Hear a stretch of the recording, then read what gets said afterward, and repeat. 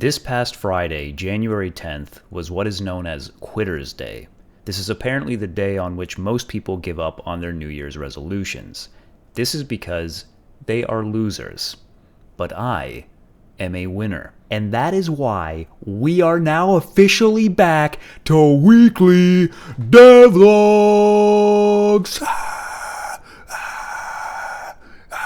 Let's go. Weekly devlog. Weekly devlog.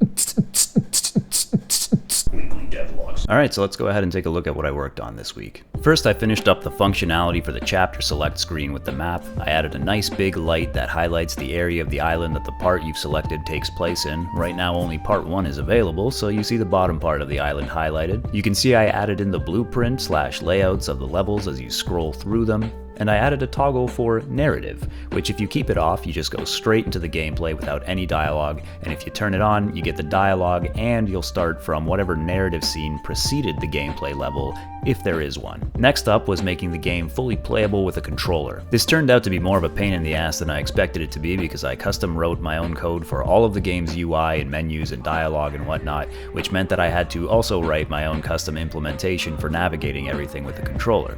But I got it done and everything is working perfectly. This is me playing the game with the controller. It has a slightly different feel to playing compared to a keyboard and mouse, but it's just as fun and satisfying, and I honestly might even prefer it a little bit in terms of how fun it is. Now I came up with 2 different control schemes, and I'm not sure which one I'm going to go with yet.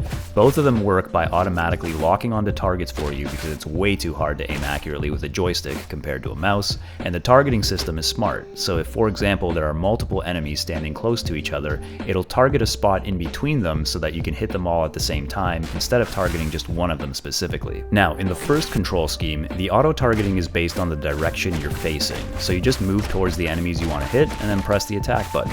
You can also override the targeting at any time by simply moving the other joystick and aiming wherever you want. Now, this might sound like it makes the game easy, but you'd be surprised at how difficult it still is, and while the auto-targeting is great, it still doesn't beat the precision you get by being skilled with a mouse, so there is a trade-off. The second control scheme is a more direct copy of the keyboard and mouse controls. You have to explicitly aim with the second joystick, and it'll do the same auto-targeting, but only when you aim in the general direction of the enemy you want. I like that this is more comparable to using the keyboard and mouse, but it feels kind of wonky to use because it encourages you to constantly be pushing the right joystick out, so you're always aiming as far out as you can, which means the camera is always pushed away from your character, which just feels kind of weird visually.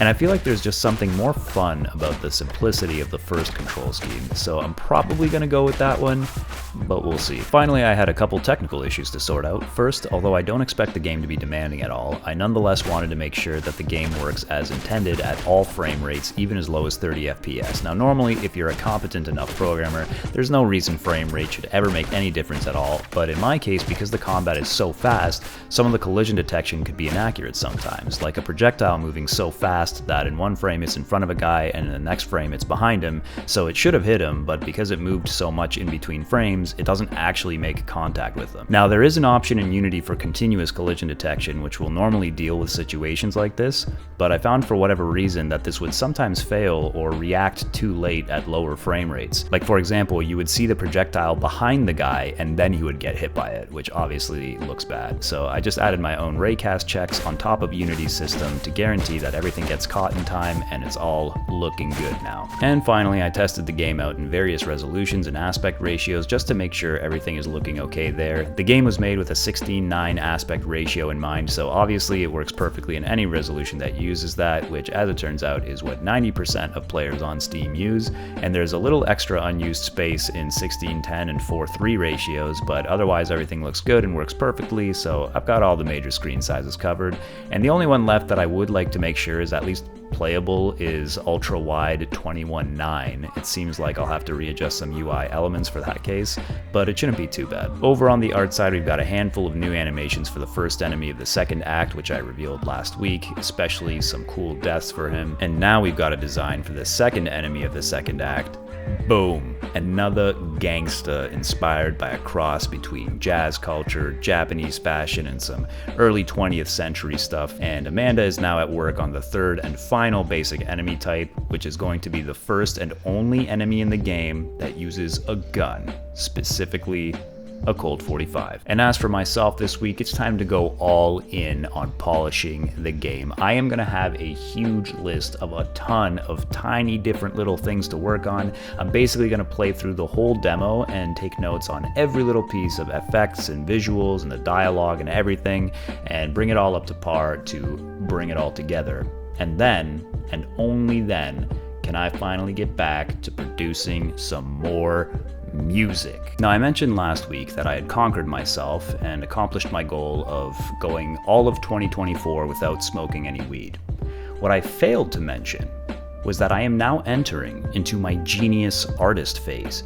You see, if you are familiar with other genius artists like myself, then you would know that all artists must go through a period of time in their life in which they are addicted to a drug, after which they break free from it and then go on to produce some of their greatest masterpieces. To be fair, sometimes they also produce them while on the drugs. And that therefore means I am now entering into my genius masterpiece phase, and that is what will guarantee that Six Samurai will be the first of many masterpieces to come from me. However, this got me thinking about something. I started to wonder, how come you don't hear much about drug use among other independent game developers? I mean, you hear about them having anxiety and depression all the time. I mean, that's like all they ever talk about, anxiety and depression. Like every fucking indie game plotline is about anxiety and depression. So how come none of you are using the #1 solution for anxiety and depression, which is to abuse drugs? Now, I suspect that perhaps this is because some people who tend to be really into video games are maybe a little socially inhibited, so it might not be the kind of thing that they would do. But here's the deal, folks. Video games are no longer some nerdy subculture, okay, where that you like hide away from people out in public like you did 20 years ago because you'd be ashamed to be a nerd or something. Okay, it is now pop culture. It is now normal to be into video games. We are a part of the culture at large. I mean, just take a look at this shit.